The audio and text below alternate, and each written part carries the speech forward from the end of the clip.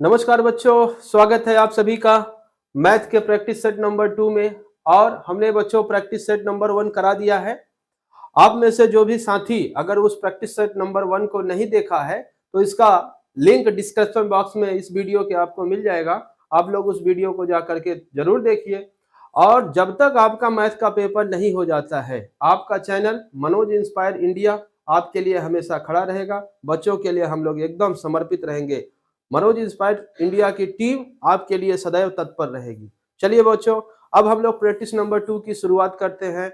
और इसमें आपको पहले 20 ऑब्जेक्टिव क्वेश्चन, इसके बाद फिर जो भी 7, 8, 10 डिस्क्रिप्टिव क्वेश्चन होंगे उनको हम लोग डिस्कस करेंगे। तो आइए सबसे पहले हम लोग शुरुआत करते हैं और पहले ऑब्जेक्टिव क्वेश्चन की ओर चलते हैं। पहला ऑब्जेक्टिव क्वेश्चन आपका क्या कह रहा है बच्चों, ध्यान से समझिएगा। किन्हीं दो धनात्मक पूर्णांकों ए और बी के लिए बच्चों दो धनात्मक पूर्णांक है ए और बी, उनके लिए जो ऑप्शन दिया गया है ऑप्शन पर गौर करिए। क्या कह रहा है ऑप्शन नंबर ए कि ए बराबर म स, यानी ए और बी का म स गुणे बी। ऑप्शन बी कह रहा है ए गुणे बी बराबर ल स ए बी का ल स। फिर कह रहा है बी बराबर म स ए बी का म स गुणे ल स ए बी। डी ऑप्शन कह रहा है ए इंटू बी बराबर म स गुणे ल स। प्यारे बच्चों, आपका यही एकदम सही आंसर है। क्यों? क्योंकि हमने कल ही बच्चों आप लोगों को एक वीडियो में, पिछले वाली वीडियो में मैंने जो एक सवाल थी बच्चों, उस सवाल में क्या बताया गया था कि एक फार्मूला होता है बच्चों ल स गुणे म स। ध्यान दीजिए, अगर दो संख्याएं x और y है, इन दो संख्याओं के ल स और म स का जो संबंध होता है वो होता है ल स गुणे म स बराबर पहली संख्या जबकि x है गुणे y दूसरी संख्या। तो इस प्रकार से बच्चों इस फार्मूले की मदद से आप देखिए कि दो धनात्मक पूर्णांक a और b के लिए, यानी a गुणे b बराबर ल स गुणे म स। किन्हीं भी दो धनात्मक पूर्णांकों के लिए बच्चों दोनों संख्याओं का गुणनफल बराबर दोनों संख्याओं का ल स गुणे दोनों संख्याओं का म स। इस प्रकार से इस क्वेश्चन के लिए आपका सही आंसर क्या हो जाता है, ऑप्शन नंबर डी। गलत मत करना मेरे बच्चों। आइए दूसरे क्वेश्चन की ओर ध्यान देते हैं। दूसरा क्वेश्चन क्या कह रहा है बच्चों, एक शून्येतर परिमेय संख्या एवं अपरिमेय संख्या का भागफल होता है। एक शून्येतर परिमेय संख्या, हमने बच्चों शून्येतर को बताया था पिछली वीडियो में। शून्येतर क्या होता है, शून्य से इतर, यानी शून्य के अलावा, शून्य नहीं हो सकता। तो एक शून्य के अतिरिक्त कोई संख्या है, चलो हमने वो संख्या मान लिया 5, मान लिया है हमने। तो एक शून्येतर परिमेय संख्या एवं अपरिमेय संख्या, अपरिमेय संख्या में इसमें भाग दीजिए बच्चों। चलिए अपरिमेय संख्या हमने मान लिया कड़ी में 2।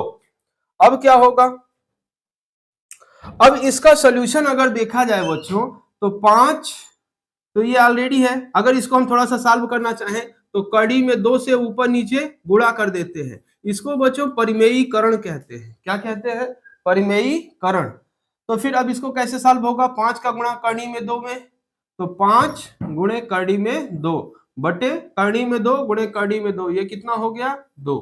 इसका रिजल्टेंट क्या आया बच्चों, रिजल्ट को आप देखिए, आप महसूस कर पाएंगे कि यह भी कैसी संख्या है, यह एक अपरिमेय संख्या है बच्चों। तो इसका रिजल्ट क्या हो जाएगा, अपरिमेय संख्या।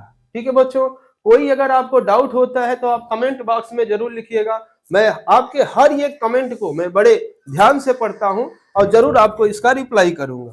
ठीक है बच्चों, चलिए थर्ड क्वेश्चन की ओर चलते हैं हम लोग। इसका सही जवाब क्या होगा, अपरिमेय संख्या। आइए तीसरे क्वेश्चन पे बात करते हैं। तीसरा क्वेश्चन आपका क्या कह रहा है, यदि यम बराबर 5, यन बराबर 5 प्लस 7, तो करनी में यम स्क्वायर प्लस यन स्क्वायर का मान ज्ञात करना है। एकदम सिंपल है बच्चों, इतना आसान क्वेश्चन हो नहीं सकता है। आइए देखते हैं। और ये सारे क्वेश्चन बच्चों प्रीवियस ईयर क्वेश्चन पेपर में आए हुए क्वेश्चन हैं, इसलिए बड़े ध्यान से इनको समझना। आइए देखते हैं। यम बराबर कितना दिया है बच्चों, ये सॉल्यूशन नंबर 3 है आपका, सॉल्यूशन नंबर 3। यम इज इक्वल टू कितना दिया है 5 और यन इज इक्वल टू कितना दिया है यम प्लस 7। तो इस प्रकार से यन इज इक्वल टू यम की वैल्यू रख दीजिए यहाँ पे 5 प्लस 7, तो यन इज इक्वल टू आ गया बच्चों 12। n की वैल्यू कितनी आ गई 12। अब आपसे मान किसका पूछा है, आपसे मान पूछा है कड़ी में m square plus n square. प्यारे बच्चों सभी की वैल्यू रख दीजिए यहाँ पे। क्या रखेंगे आप लोग, m की वैल्यू कितनी है 5, तो 5 का स्क्वायर प्लस n की वैल्यू कितना आपने निकाला 12, 12 का स्क्वायर। फिर से इसको हल करिए बच्चों, 5 का स्क्वायर कितना होता है 25 और 12 का स्क्वायर 144। ठीक है बच्चों, फिर आप दोनों को जोड़ दीजिए, 25 और 144 जोड़ दीजिए 169। और आप लोग इसे बड़े अच्छे से पहचानते होंगे, यह 13 का वर्ग है। किसका वर्ग है 13 का, तो इसका वर्गमूल कितना आ गया 13। देखिए ऑप्शन में 13 मिल रहा है। जी हाँ बच्चों, option number C is right answer. ठीक है बच्चों, चलिए नेक्स्ट क्वेश्चन की ओर चलते हैं। ठीक है बच्चों, तो चलिए फिर क्वेश्चन नंबर 4 की ओर ध्यान दीजिए। किसी परिमेय संख्या के समतुल्य परिमेय संख्याएं होंगी। अगर आपके वीडियो में क्वालिटी थोड़ा कमजोर पड़ रही है तो प्लीज आप लोग अपने वीडियो की क्वालिटी बढ़ा करके 460 या 720 कर लीजिएगा, फर्स्ट क्लास आपको दिखेगा बच्चों। किसी परिमेय संख्या के समतुल्य परिमेय संख्याएं होंगी। आइए बच्चों थोड़ा सा इस क्वेश्चन को समझते हैं। कोई भी परिमेय संख्या, जैसे अगर आपने ले लिया, चलो मान लो 5/2, यह एक परिमेय संख्या है, तो इसके समतुल्य कितनी परिमेय संख्याएं होंगी। प्यारे बच्चों समतुल्य माने इसके एकदम बराबर। अगर 5/2 में बच्चों अगर आप ऊपर नीचे 2 से गुणा कर दीजिए तो 10/4 आ गया।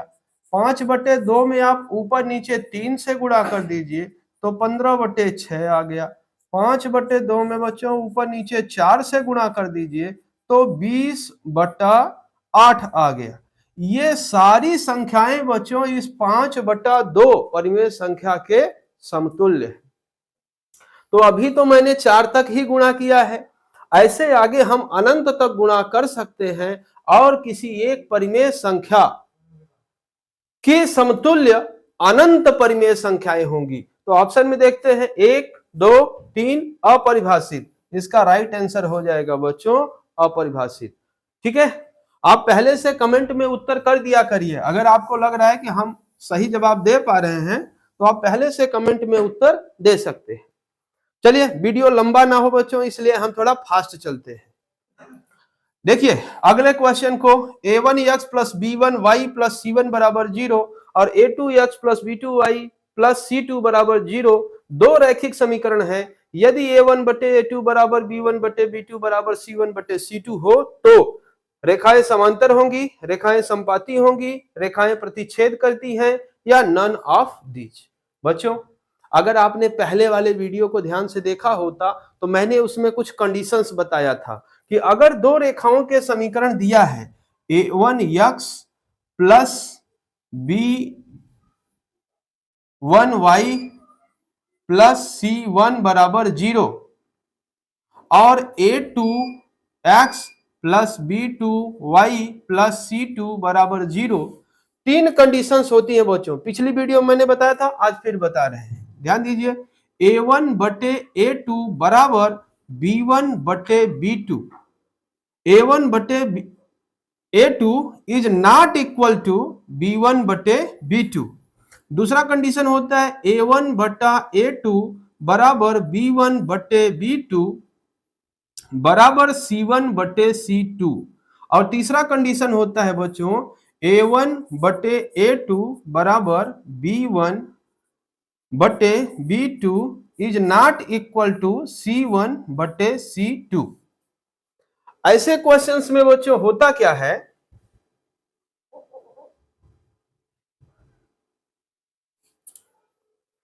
अगर पहला कंडीशन फॉलो हो रहा है तो इसका बच्चों केवल एक हल होगा, केवल एक हल होता है। यानी दो रेखाएं हैं बच्चों, दोनों एक दूसरे को कहीं ना कहीं काट देती हैं, तो दोनों रेखाओं को सॉल्व करने पर एक हल प्राप्त होता है बच्चों। अगर ये कंडीशन है a1 बटे a2 बराबर b1 बटे b2 बराबर c1 बटे c2, तो इसका कोई हल नहीं होगा, कोई हल नहीं होगा। और बच्चों अगर a1 बटे a2 बराबर b1 बटे b2 बराबर c1 बटे c2 है तो इसके अपरिमित रूप से, अपरिमित रूप से अनेक हल होते हैं बच्चों, अनेक हल होंगे। इसलिए अब आप अपने ऑप्शंस को मैच कराइए। दिया है ये वाली कंडीशन दिया है, यानी दूसरी वाली कंडीशन दिया है, तो इसका कोई हल नहीं होगा। ऑप्शन में चेक करिए, ये आपको नहीं मिला। लेकिन नन ऑफ दीज आपका सही आंसर नहीं है बच्चों। तो सही आंसर क्या होगा? जब दो रेखाएं बच्चों एक दूसरे के समांतर गमन करती हैं तो उनका कोई हल नहीं होता है। अर्थात इसका राइट आंसर क्या हो जाएगा बच्चों? रेखाएं परस्पर समांतर है। क्या समझ में आया बच्चों? ओके, चलिए तीसरे क्वेश्चन की ओर चलते हैं। अब हमारा अगला क्वेश्चन है बच्चों क्वेश्चन नंबर 6। क्वेश्चन नंबर 6 को देखो बच्चों। क्वेश्चन नंबर 6 क्या कह रहा है? किसी संख्या का 1/3 भाग 21 के बराबर है तो वह संख्या होगी। इतना आसान क्वेश्चन बच्चों, तुरंत इसका कमेंट बॉक्स में उत्तर दीजिए आप लोग। मान लिया वो संख्या यक्स है, यक्स का 1/3 भाग कितना है? 21। तो यक्स का मान कितना आसान है बच्चों, देखो 3 का इधर गुणा कर दो, बस काम खत्म। 3 एक कम 3, 3 दूने 6, एक्स बराबर कितना आ गया?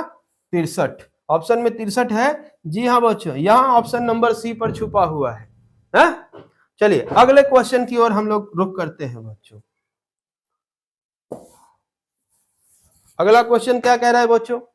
यदि द्विघात समीकरण इतने का एक मूल -2 हो तो p का मान क्या होगा? चलिए बच्चों दूसरे क्वेश्चन, 7वें क्वेश्चन को ध्यान से हम लोग समझते हैं। क्या दिया है? x² + 2x - p = 0। यह कैसा समीकरण है बच्चों? यह एक द्विघात समीकरण है। द्विघात समीकरण, द्विघात समीकरण का मानक रूप क्या होता है बच्चों? ax² + bx + c = 0। ध्यान से समझना बच्चों, द्विघात समीकरण का मानक रूप ax² + bx + c = 0। क्या ये इसके जैसा दिख रहा है आपको? जी हाँ बिल्कुल बच्चों, वही तो है। एक x² वाला पद है, एक x वाला, एक x से स्वतंत्र है। ऐसे समीकरणों में बच्चों जब एक मूल दिया हो, ध्यान दो, ऐसे समीकरण को हल करने के बाद, द्विघात समीकरण को हल करने के बाद 2 मूल प्राप्त होते हैं। इसमें एक मूल दिया गया है, दूसरा मूल आपसे पूछ रहा है, चुटकी बजा के निकाल दो। देखो कैसे निकलेगा। जब भी एक मूल दिया रहे और कुछ और पूछे तो उसी मूल को x की जगह पर रख दो। एक मूल कितना दिया है बच्चों? -2, तो x की जगह पर रख दो -2 का वर्ग + 2 गुणे -2 - p = 0। फिर क्या होगा बच्चों? इसका वर्ग करेंगे तो आ जाएगा 4, और ये 2 दूने 4, लेकिन माइनस में बच्चों, इस प्लस और इस माइनस का गुणा माइनस हो जाएगा, -p = 0।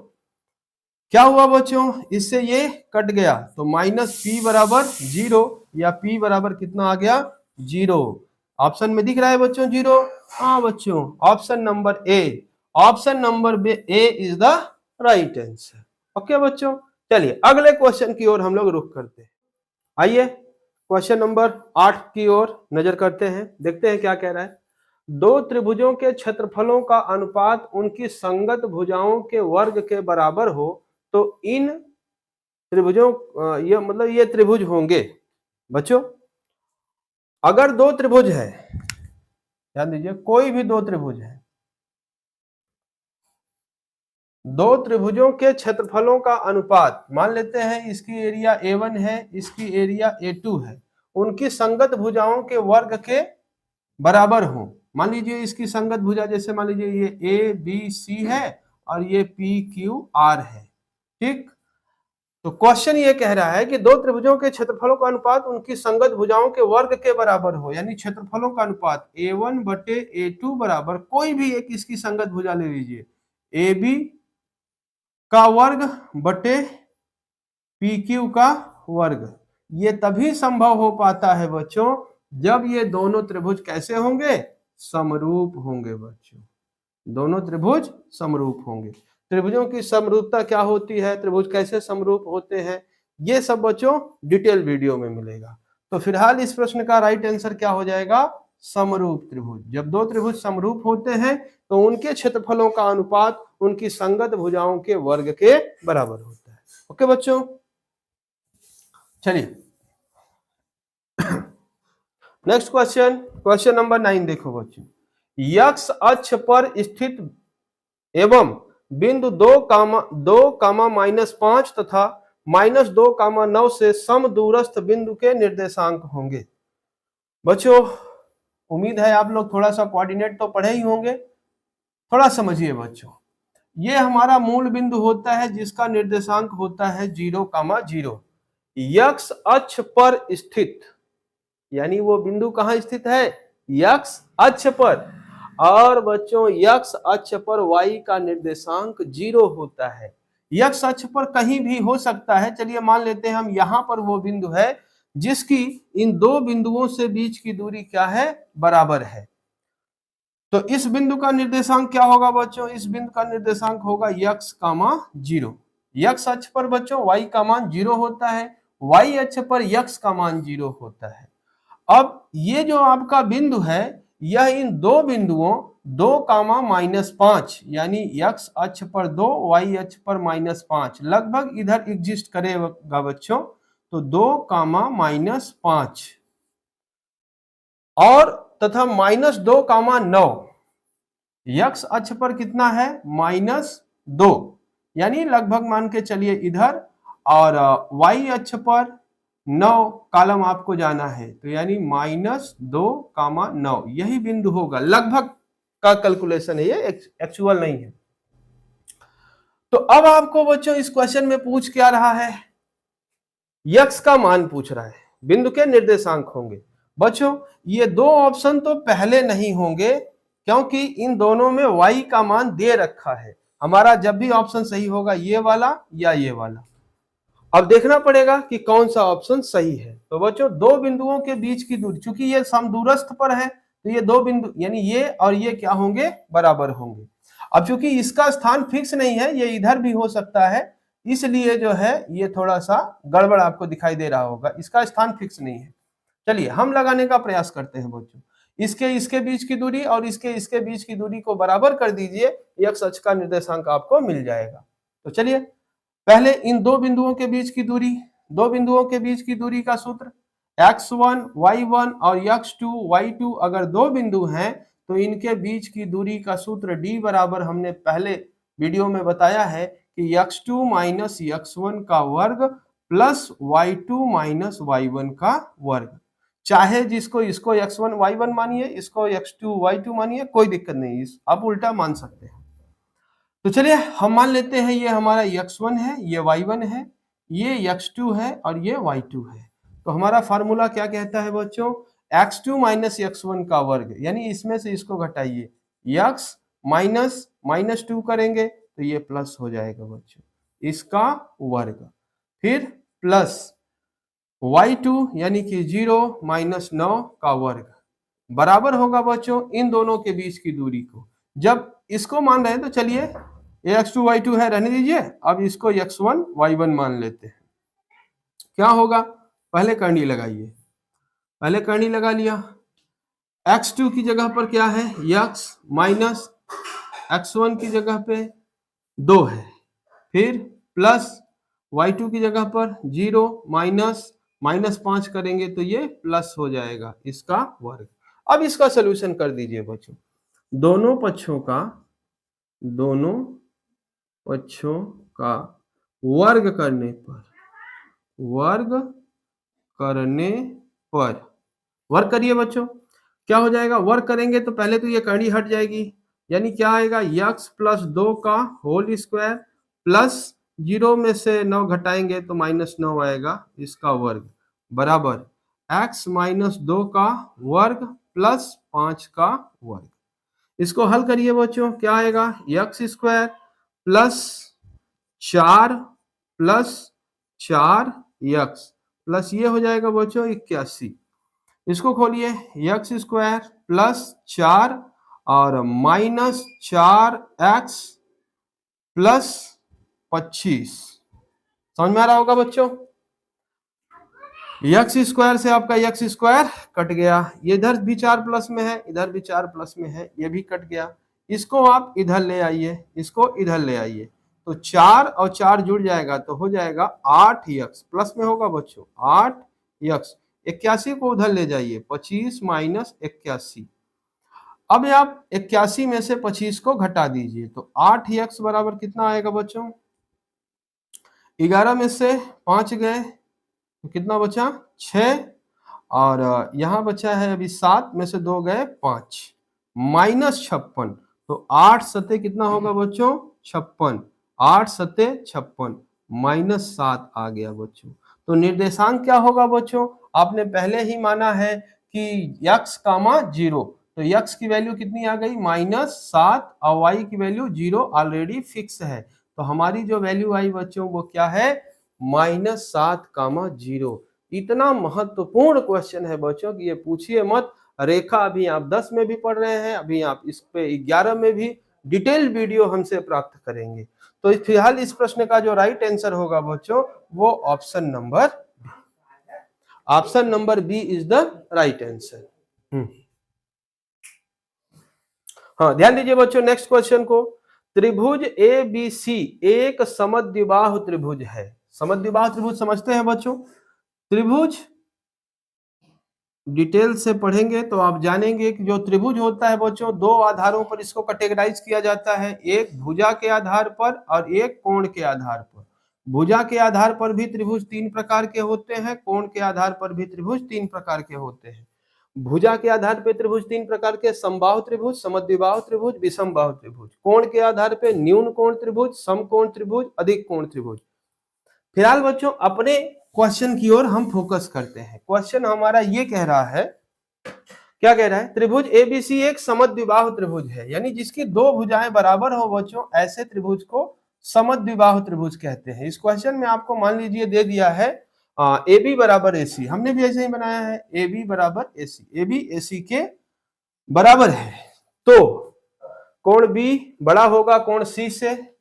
बच्चों मैं सीधे कॉन्सेप्ट पर आता हूं, आपको बता दूं, समद्विबाहु त्रिभुजों में या ऐसा कोई भी त्रिभुज जिसकी दो भुजाएं बराबर हैं तो बराबर भुजाओं के सम्मुख कोण भी बराबर होते हैं। यानी AC भुजा AB भुजा के बराबर है तो AC भुजा के सामने का कोण B बराबर होगा AB भुजा के सामने का कोण C।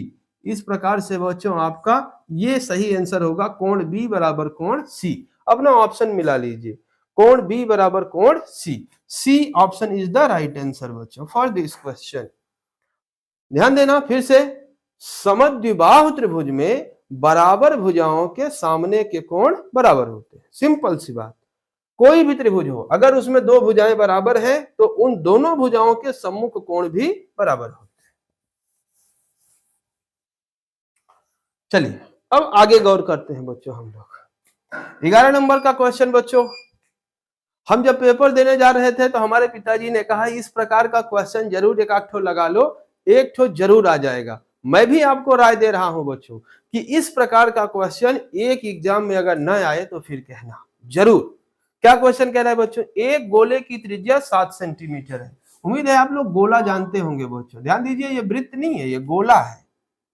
ये वृत्त जैसा आपको लग रहा है बट ये हम गोला बता रहे हैं। गोले की त्रिज्या कितनी है? 7 सेंटीमीटर।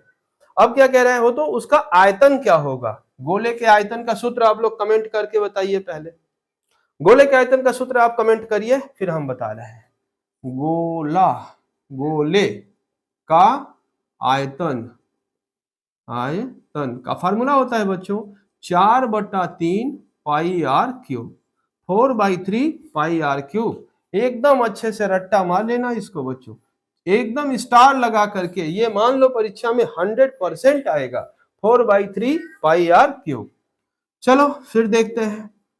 अब क्वेश्चन में सारी वैल्यू रखो। 4/3 पाई की वैल्यू कितनी होगी? 22/7। त्रिज्या हमारी कितनी दे रखा है? 7, तो 7 गुणा 7 गुणा 7। ठीक है, एक 7 से एक 7 आपका कट जाएगा। अब कितना हुआ? चलो इसको कर दो, 22 चौक 88/3 गुणा 7 सते 49। फिर बच्चों इन दोनों का गुणा करके और उसमें 3 से भाग करके 88 गुणा 49/3। इसका सही सही कैलकुलेशन करके बच्चों ऑप्शन आप कमेंट बॉक्स में आंसर दीजिएगा। इन 4 विकल्पों में से जो कि है 1500 centimetre cube, 1437.3 centimetre cube, 980.5 centimetre cube या 1230.6 सेंटीमीटर क्यूब, इन चारों विकल्पों में से कौन सा सही ऑप्शन होगा? मैं आपके कमेंट का इंतजार करता रहूंगा। कितने मेरे साथियों ने इस क्वेश्चन को सॉल्व किया? प्यारे बच्चों, कुछ नहीं करना है, 88 का 49 से गुणा करो और 3 से भाग करके अपना आंसर कमेंट बॉक्स में जरूर दें। ठीक है बच्चों, इसको इरेज करते हैं। आयतन वाला सूत्र इसको जरूर याद रखना। मुझे 100% भरोसा है ये 100% फंसेगा। अब जो भी बच्चा कमेंट में अगर इस प्रश्न का उत्तर कमेंट किया तो मैं अगले वीडियो में उसका नाम जरूर लूंगा, किसने किसने इसको सॉल्व किया था। चलिए बच्चों, फिर नेक्स्ट क्वेश्चन, क्वेश्चन नंबर 12। एक समबाहु त्रिभुज ABC की भुजा 2a है। ठीक, एक समबाहु त्रिभुज बनाओ। समबाहु त्रिभुज अभी मैंने बताया, जिसकी तीनों भुजाएं बराबर हो ऐसे त्रिभुज को क्या कहते हैं? समबाहु त्रिभुज ABC। इसमें आपको दिया है बच्चों AB बराबर BC बराबर CA या AC कह लो। तीनों भुजाएं आपस में क्या है? बराबर है। अब क्या कह रहा है? इसकी भुजा 2a है, यानी सभी भुजाएं इसकी किसके बराबर है? 2a के। तो उसके प्रत्येक शीर्ष लंब की लंबाई क्या होगी? शीर्ष लंब, ध्यान दो बच्चों, शीर्ष से सामने की भुजा पर खींचा गया लंब ही शीर्ष लंब कहलाता है। किसी भी शीर्ष से सामने की भुजा पर खींचा गया लंब हमेशा बच्चों 90 डिग्री का एंगल प्रोजेक्ट करता है अपने सामने की भुजा पर। तो इस शीर्ष लंब की लंबाई आपसे पूछ रहा है। चलिए मान लेते हैं ये पॉइंट P है। अब आप ध्यान दीजिएगा, त्रिभुज ABP में बच्चों ये भुजा 2a है, ऐसा आपको बताया है।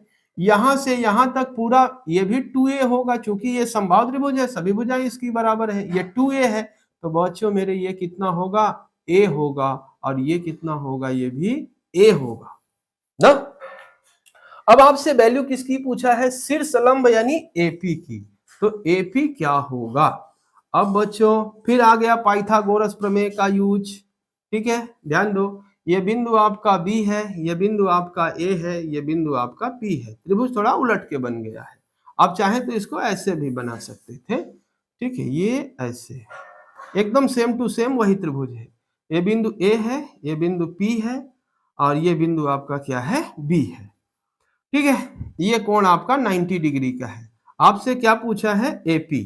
बच्चों मेरे ये भुजा आपको मालूम है 2a, ये भुजा मालूम है A, तो इसको निकालना है। AP यानी कि लंब स्क्वायर बराबर कर्ण स्क्वायर माइनस आधार स्क्वायर। पाइथागोरस प्रमेय से बच्चों, पाइथागोरस प्रमेय से लंब यानी AP का स्क्वायर आपको निकालना है। AP स्क्वायर बराबर कर्ण कितना है? 2a, तो 2a का वर्ग माइनस आधार हमारा कितना है? BP यानी कि a का वर्ग। चलिए इसका सोल्यूशन करते हैं। AP square is equal to 2a यानी 4a square minus a square. तो AP स्क्वायर बच्चों हो जाएगा 3a स्क्वायर। अगर आपको मालूम है AP स्क्वायर इक्वल टू इतना आया, दोनों पक्षों का वर्गमूल लीजिए, दोनों पक्षों का वर्गमूल लेने पर वर्गमूल लेंगे बच्चों। तो अगर आपको मालूम है, अगर x स्क्वायर का वर्गमूल क्या होता है? x होता है। चलिए फिलहाल ध्यान देते हैं, AP का स्क्वायर बराबर करड़ी में 3a स्क्वायर। ध्यान दो मेरे बच्चों, AP का जो इस वर्गमूल होगा वो हो जाएगा AP स्क्वायर है तो एक ठो जो है बाहर निकला, और ये करनी में 3 जो है इसका वर्गमूल नहीं निकलेगा, तो ये करनी में ही रहेगा। तो AP बराबर √3a या a√3 कह लो या √3a कह लो, दोनों एक ही बातें हैं बच्चों। a√3 किस ऑप्शन में मिल रहा है बच्चों? ध्यान दो, a√3, option A is the right answer. चलिए बच्चों अब अगले क्वेश्चन की ओर ध्यान दीजिए। चलिए बच्चों फिर हम लोग 13 क्वेश्चन की ओर चर्चा करते हैं। 13 नंबर का क्वेश्चन क्या कह रहा है? यदि साइन A बराबर cos A हो तो A का मान क्या होगा? बच्चों हमें उम्मीद है आप लोग जानते होंगे साइन 45 डिग्री का मान कितना होता है? 1/2 में 2, और cos 45 डिग्री का मान भी यही होता है। यही एक मान है जिसके लिए साइन और cos की वैल्यू सेम होती है। ये सारे मान कैसे निकाले जाते हैं? Sign A, cos A, tan A, theta का मान 0 से लेके 90 तक, उसके आगे ये सारे मान बच्चों यहाँ फिलहाल नहीं बताए जा सकते हैं क्योंकि लिमिटेड समय और ढेर सारे क्वेश्चन है हमारे पास। तो इसलिए बच्चों इस प्रश्न का जो राइट आंसर हो जाएगा हमारा 45 डिग्री, 45 डिग्री इस प्रश्न का सही उत्तर होगा। ओके, चलिए नेक्स्ट क्वेश्चन की ओर। 14 नंबर के क्वेश्चन को ध्यान से देखो बच्चों। a बराबर 30, तो आपसे मान पूछा है 1 प्लस tan स्क्वायर ए बटे 1 प्लस काट स्क्वायर ए का मान क्या होगा? बच्चों मेरे a बराबर कितना दिया है? 30 डिग्री। आपसे मान किसका पूछा है? 1 प्लस tan स्क्वायर ए बटे 1 प्लस काट स्क्वायर ए। बच्चों मेरे हमें उम्मीद है आपके गुरुओं ने आपको सिखाया होगा कि tan 30 का मान होता है 1 बटा करड़ी में 3 और काट 30 डिग्री का मान कितना होता है? करड़ी में 3। tan का उल्टा ही तो काट होता है। अगर tan 30 का मान 1 बटा करड़ी में 3 है तो काट 30 का मान करड़ी में 3 होगा। अच्छा, tan 60 का मान करड़ी में 3 होता है तो काट 60 का मान 1 बटा करड़ी में 3 होता है।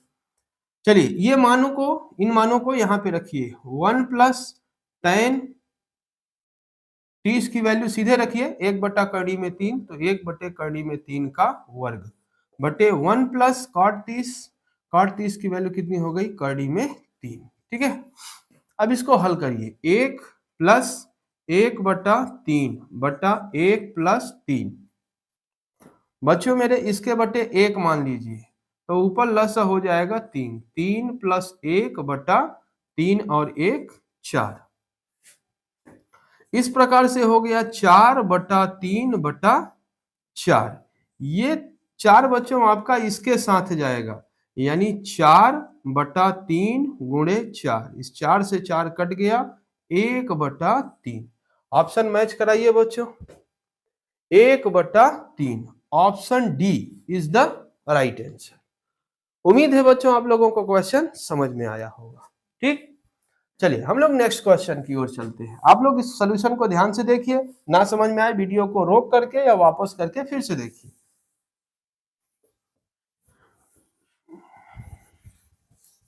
ओके, नेक्स्ट क्वेश्चन क्या कह रहा है? यदि एक गोले की त्रिज्या को दुगुना कर दिया जाए तो उसके पृष्ठीय क्षेत्रफल में होने वाली प्रतिशत वृद्धि होगी। एक गोला है, गोले की त्रिज्या को दुगुना कर दिया तो उसके पृष्ठीय क्षेत्रफल में कितनी वृद्धि हो जाएगी? देखो बच्चों, ये हो गया आपका गोला, ये हो गई गोले की त्रिज्या। मान लेते हैं अभी गोले की त्रिज्या r है तो इसका पृष्ठीय क्षेत्रफल क्या होगा? पृष्ठीय क्षेत्रफल, गोले के पृष्ठीय क्षेत्रफल का सूत्र कमेंट बॉक्स में डालिए आप। गोले के पृष्ठीय क्षेत्रफल का सूत्र होता है 4 पाई आर स्क्वायर। जी हाँ बच्चों, बड़े ध्यान से क्वेश्चन को समझना और याद करना इसको। गोले के पृष्ठीय क्षेत्रफल का सूत्र 4 पाई आर स्क्वायर। चलो अगर इसके पृष्ठीय क्षेत्रफल को हम S1 मान लेते हैं तो S1 is equal to 4 pi R1, इसकी त्रिज्या को R1 मानो। ठीक है, 4 पाई R1 स्क्वायर। ये हो गया हमारा समीकरण नंबर 1। अब कह रहा है कि इस गोले की त्रिज्या को दुगुना कर दिया जाए तब पृष्ठीय क्षेत्रफल कितना होगा? तो S2 इज इक्वल टू, यानी दूसरा पृष्ठीय क्षेत्रफल। अब यहां थोड़ा सा बड़ा गोला बन गया, उसकी त्रिज्या R1 नहीं है बल्कि 2R1 है। ठीक है, तो 4 पाई R1 की जगह पे क्या रख देंगे? 2R1 square. इसका थोड़ा सा सोल्यूशन करिए। S2 is equal to 4 pi 2 दूने 4 R1 स्क्वायर। ये हो गया समीकरण नंबर 2। अब बच्चों समीकरण 1 में समीकरण 2 से भाग कर दीजिए तो क्या हो जाएगा? समीकरण, यहां लिखिए ऐसे, समीकरण 1 में समीकरण 2 से भाग करने पर समीकरण एक क्या है बच्चों, S1 बटे S2 बराबर 4 पाई R1 स्क्वायर बटे 4 पाई गुणे 4 R1 स्क्वायर। बच्चों मेरे जो कटने लायक हो उसको काटो, 4 से 4 कटा, पाई से पाई कटा, R1 स्क्वायर से R1 स्क्वायर कटा, तो क्या आया, S1 बटे S2 इज इक्वल टू 1/4। 1 से कितना हो गया बच्चों, 4 हो गया। पहले पृष्ठीय क्षेत्रफल 1 था, तो अभी पृष्ठीय क्षेत्रफल कितना हो गया, 4 हो गया। कितना परसेंट बढ़ा, अगर कोई चीज 1 से 4 हो जाती है तो कई परसेंट बढ़ा। देखो बच्चों, ऐसे में होगा क्या, जब भी कोई चीज बच्चों, जैसे मान लो अभी 1 है, बाद में 4 हो गई, तो प्रतिशत वृद्धि अगर आपसे पूछे, प्रतिशत वृद्धि, तो प्रतिशत वृद्धि या प्रतिशत कमी के लिए बच्चों फार्मूला होता है नया माइनस पुराना बटे पुराना गुणे 100। इस फार्मूले को बच्चों याद रखना, यन का मतलब न्यू है, थोड़ा सा देखो ऐसे लिख देते हैं, new minus old upon old multiply 100। नया कितना हो गया बच्चों, नया हो गया है 4, माइनस पुराना कितना है 1 बटे पुराना कितना है 1 गुणे 100। 4 में से 1 गया, कितना बचा, नीचे 1, कहानी खत्म, कोई मतलब नहीं है। 300%। मेरे लाडलो 400% नहीं होगा, ऑप्शन में है, लेकिन प्रतिशत वृद्धि कितनी हुई, 300%। 1 से 4 हुआ तो प्रतिशत वृद्धि 300%। इस फार्मूले की मदद से आप लोग लगा सकते हैं। बहुत जबरदस्त क्वेश्चन है बच्चों, बहुत जबरदस्त क्वेश्चन, निश्चित हमें उम्मीद है एग्जाम में आएगा। ठीक, अब इसको हम इरेज कर रहे हैं। ठीक है बच्चों, क्वेश्चन नंबर 16 पे आइए, गौर करते हैं हम लोग। दो वृत्तों के व्यासों का अनुपात 4 संबंधे 9 है। ध्यान दीजिए बच्चों, दो ठो वृत्त है, चलो एक का व्यास, व्यास जानते हैं बच्चों, परिधि से परिधि को मिलाने वाली रेखा को व्यास कहते हैं। तो इसका व्यास है 4D और इसका व्यास बता रहा है, इसका व्यास है 9D। 4 संबंधे 9 का अनुपात है ना। तो पूछ रहा है कि वृत्त की परिधियों का अनुपात क्या होगा, वृत्त की परिधियों का अनुपात। वृत्त की परिधि क्या होती है बच्चों, वृत्त की परिधि, उम्मीद है आप लोगों ने सीखा होगा, वृत्त की परिधि होती है 2 पाई r। हम थोड़ा इसको स्मार्ट तरीके से लिखते हैं, पाई इंटू 2r, और जो 2r है बच्चों यही आपका d यानी कि व्यास है।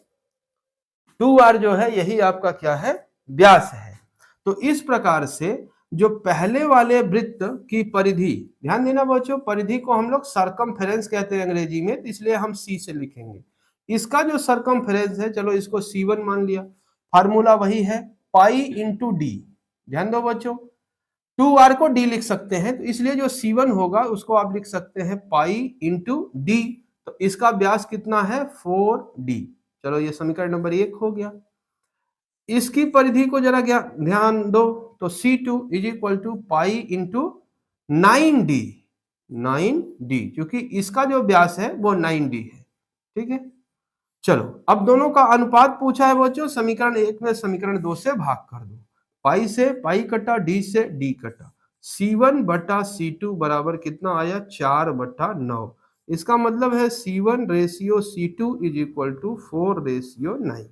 यानी कि बच्चों आपका जो राइट आंसर होगा वो होगा 4:9।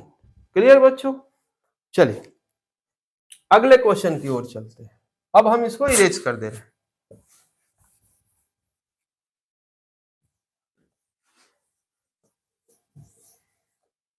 हाँ, नेक्स्ट क्वेश्चन को देखो बच्चों, किसी वृत्त की त्रिज्या 21 सेंटीमीटर हो तो वृत्त के केंद्र पर 90 अंश का कोण अंतरित करने वाले त्रिज्य खंड का क्षेत्रफल होगा। बच्चों पिछले वीडियो में ऐसा क्वेश्चन आया था। देखो ये कोई वृत्त है जिसकी त्रिज्या आपको दिया है कितना, 21 सेंटीमीटर, 21 सेंटीमीटर। अगर कोई त्रिज्य खंड है जो इसके केंद्र पर 90 अंश का कोण अंतरित कर रहा है, तो इसका क्षेत्रफल आपसे पूछ रहा है, इसका क्षेत्रफल क्या होगा। बच्चों मेरे, किसी भी त्रिज्य खंड के क्षेत्रफल का सूत्र रट के रखना एकदम, थीटा बटे 360 पाई आर स्क्वायर, थीटा बटे 360 पाई आर स्क्वायर। थीटा की वैल्यू कितनी है यहाँ पे 90 डिग्री बटे 360 गुणे पाई का मान रखो 22/7। त्रिज्या कितनी है बच्चों मेरे 21 गुना 21, 9 चौक 36, यहाँ कितना बचा 4, 7 से 21 को काट दो, 7 त्रिक 21, 2 से इसको काटो, 2 दूने 4, 2 ग्यारह 21, कितना हुआ बच्चों 11 तिया 33 गुणे 21 बटे 2। हम आपसे कहें कि इसका उत्तर कमेंट में करोगे कि हम लगा दें? चलो लगा ही देते हैं, नहीं कहोगे बार बार सर कमेंट में करने के लिए बोलते हैं, कैलकुलेशन आता है तो। चलो देखो बहुत सिंपल सा कैलकुलेशन, 21 तिहाई 63 की 3 हासिल लगे 6, 21 तिहाई 63 और 6 69, 69 बटा 2। चलो 2 से भाग करो, 2 तिहाई 6, कुछ नहीं बचा, 2 चौके 8, 1 बचा है, 2 छक 12, 1 बचा है, 2 पंजे 10, 346.5। देखो कहाँ है ऑप्शन में, option C is the right answer. Okay बच्चों, ठीक है। अब चलिए हम लोग क्वेश्चन नंबर 18 की ओर चलते हैं, क्वेश्चन नंबर 18। चलिए बच्चों अब हम लोग क्वेश्चन नंबर 18 की ओर गौर करते हैं। क्वेश्चन नंबर 18 कह रहा है एक आयताकार दीवार 100 मीटर लंबी, 6 मीटर ऊंची तथा 45 सेंटीमीटर मोटी है, दीवार का आयतन ज्ञात करिए। बच्चों मेरे, कोई भी दीवार है, दीवार एक घनाभ के जैसी होगी बच्चों, जैसे एक घनाभ होता है आपका, वो एकदम घनाभ के जैसी ही होगी ये दीवार, ठीक है। इसकी लंबाई आपको दे रखा है, कितना दिया है 100 मीटर। इसकी चौड़ाई आपको दे रखी है, कितना दिया है, इसकी ऊंचाई दिया है 6 मीटर और चौड़ाई दिया है 45 सेंटीमीटर। मोटी है या चौड़ी है एक ही बात है। और इसकी ऊंचाई कितना दिया है 6 मीटर। क्या पूछा है आपसे, इसका आयतन। बच्चों मेरे ये घनाभ है, किसके जैसा है घनाभ। तो घनाभ के आयतन का सूत्र क्या होता है मालूम, लंबाई गुणे चौड़ाई गुणे ऊंचाई। यही घनाभ के आयतन का सिंपल सा सूत्र होता है। तो इस प्रश्न का चलिए जवाब ढूंढने का हम लोग प्रयास करते हैं। लंबाई कितनी है 100 मीटर, चौड़ाई भी कितनी है बच्चों 45 सेंटीमीटर। ध्यान दीजिए ये सेंटीमीटर में है बच्चों, इसलिए इसमें 100 से भाग करके मीटर में बदलना पड़ेगा, क्योंकि हमारे सारे ऑप्शंस मीटर क्यूब में दिए गए हैं। अच्छा, और इसकी ऊंचाई कितनी है बच्चों, ऊंचाई है 6 मीटर। ठीक, अब इसका सोल्यूशन कर दीजिए, आंसर आ गया। 100 से 100 तो कट गया, 45 छक्के 270 आएगा बच्चों, 270 सेंटीमीटर क्यूब। ध्यान दीजिए, 6 पंचे 30, 6 चौक 24 और 3 27, हाँ 270 मीटर सेंटीमीटर, सॉरी बच्चों मीटर क्यूब। 270 ऑप्शन कहाँ है, option number C is the right answer for this question. Okay बच्चों, चलिए हम थोड़ा फास्ट चलते हैं क्योंकि हमें बहुत सारे क्वेश्चन कवर कराने होते हैं। नेक्स्ट क्वेश्चन की ओर चलते हैं बच्चों। क्वेश्चन नंबर 19, यदि साइन ए बराबर 3/4 तो कॉस ए का मान क्या होगा। बच्चों में आपको दिया है साइन ए बराबर 3/4, तो आपसे मान किसका पूछा है, कॉस ए बराबर क्या होगा। बच्चों चलिए त्रिभुज बनाइए एक ठो, A B C. Sine A, sine theta क्या होता है बच्चों, लंब बटा कर्ण, लंब बटा कर्ण। तो लंब हो गया है आपका 3 और कर्ण हो गया है आपका 4। अब आपसे कॉस ए का मान पूछा है, वो लाल बटे कक्का वाला फार्मूला एकदम दिमाग में बैठा के रखना बच्चों। साइन थीटा लंब बटे कर्ण, कॉस थीटा आधार बटा कर्ण। ठीक है बच्चों, तो अभी आधार हमको मालूम नहीं है, तो इसलिए इस क्वेश्चन को लगाने में थोड़ा सा प्रॉब्लम होगी। कोई दिक्कत नहीं बच्चों, हम लोग पहले आधार निकाल लेते हैं। आधार कैसे निकलेगा, आधार स्क्वायर बराबर होगा कर्ण स्क्वायर माइनस लंब स्क्वायर। ये फार्मूला याद रखो, आधार स्क्वायर बराबर कर्ण स्क्वायर माइनस लंब स्क्वायर। आधार आपको निकालना है, कर्ण कितना है 4, तो 4 का स्क्वायर माइनस लंब कितना है 3, 3 का स्क्वायर। तो आधार स्क्वायर बराबर 4 चौके 16 माइनस 3 त्रिके 9। आधार स्क्वायर बच्चों 16 में से 9 निकला तो कितना बचा 7। तो अभी a बराबर कितना आ गया करड़ी में 7। दोनों पक्षों का वर्गमूल लेंगे बच्चों, आपको आधार मिल जाएगा, यानी कि x बराबर कितना आ गया बच्चों करड़ी में 7। अब आपसे किसकी वैल्यू पूछा है cos a की।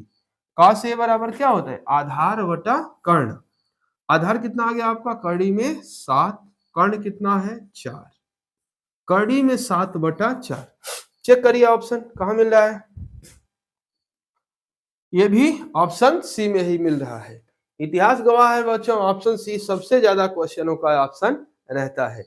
अगर कोई विकल्प ना सूझ रहा हो तो सी पर ही फोकस करना, जिसका कोई विकल्प आपको ना समझ में आ रहा हो ऑप्शन सी मार देना, माइनस मार्किंग नहीं है बच्चों।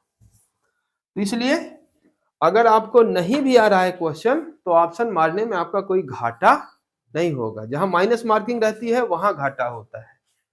चलिए नेक्स्ट क्वेश्चन की ओर। क्या कह रहा है नेक्स्ट क्वेश्चन बच्चों 2 tan 30 upon 1 plus tan square 30 की वैल्यू किसके बराबर है, cos 60 sin 60 tan 30 sin 30। चलिए निकालते हैं पहले इसके मान को, फिर कंफर्म हो जाएगा बच्चों में। 2 इंटू अभी पहले आया था बच्चों tan 30 का मान कितना होता है 1 बटा कड़ी में 3 प्लस 1 प्लस tan स्क्वायर यानी 1 बटा कड़ी में 3 का वर्ग।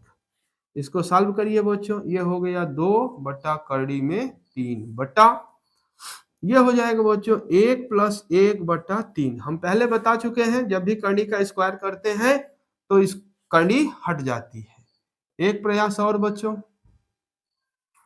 यहां देखते हैं 2 बटे कड़ी में 3 बटे, यहां इसके बटे 1 मान करके 3 आपका लस हो जाएगा। तो 1 तिहाई 3 3 बार गया, 3 1 कम 3 हो गया प्लस 1। अब कितना हो गया 2 बटा कड़ी में 3 बटा 3 1 4 बटा 3। बच्चों ऐसा सलूशन जब आपको मिल जाए तो घबराना नहीं है, बस मेरी एक ट्रिक याद रखनी है कि अगर a बटे b बटे c बटे d ऐसा ऑप्शन आए तो ऐसा करो a बटे b गुणा d बटे c, ये ट्रिक अपनाना हो जाएगा, यानी ये सबसे ऊपर जाएगा ये इसके साथ आएगा। तो यहां भी वही चीज आपको करना है 2 बटा कड़ी में 3 गुणे 3 बटा 4। क्या कुछ कट रहा है बच्चों, हाँ ये कट रहा है, कितना हो रहा है 2। अब कितना बचा कुल मिला के 3 बटा 2 कड़ी में 3। अभी भी किसी के जैसा उत्तर तो हमारा लग नहीं रहा है, चलो कड़ी में 3 से ऊपर नीचे गुणा कर दिया, कड़ी में 3 से ऊपर नीचे गुणा कर दिया तो ये 3 हो गया, इससे ये 3 कट गया, तो बचा कितना कड़ी में 3 बटे 2, यही बचा बच्चों। ये किसका मान होता है मालूम है, साइन 60 डिग्री का मान होता है बच्चों कड़ी में 3 बटा 2। तो साइन 60 कहाँ है, option B is the right answer for question number 20। आइए हमारे कैमरामैन ओपी ने बहुत सुंदर एक सवाल डाला है कि अगर वीडियो अच्छा लगा हो तो क्या करें। 5 ऑप्शन भी दिए हैं, अपना ऑप्शन आप लोग कमेंट में मुझे जरूर बताइएगा। मुझे आपके कमेंट का बेसब्री से इंतजार रहेगा बच्चों कि आप कितना पसंद कर पा रहे हैं वीडियो को। मैं जानता हूं वीडियो की क्वालिटी आपको थोड़ी अच्छी अभी नहीं मिल पा रही है, फिलहाल शुरुआत बहुत जरूरी होती है, अंत जरूर अच्छा होगा बच्चों। इसलिए आपसे हम बहुत उम्मीद रखते हैं कि आप लोग अगर वीडियो को पसंद आए, अगर आपको वीडियो पसंद आए तो इसका आप उत्तर जरूर कमेंट बॉक्स में दीजिएगा। क्या क्या ऑप्शन है ध्यान दो, सब्सक्राइब करें, लाइक करें, शेयर करें, कमेंट करें, या ऑप्शन ई ये सभी all of this. Question number 21 का ऑप्शन हम आप पर छोड़ते हैं, आप हमें कमेंट में बताइएगा कि इसका ऑप्शन कौन सा सही होना चाहिए। मैं आपके लिए मेहनत करता रहूंगा। थैंक यू बच्चों, मिलेंगे अगले वीडियो में, बाय बाय।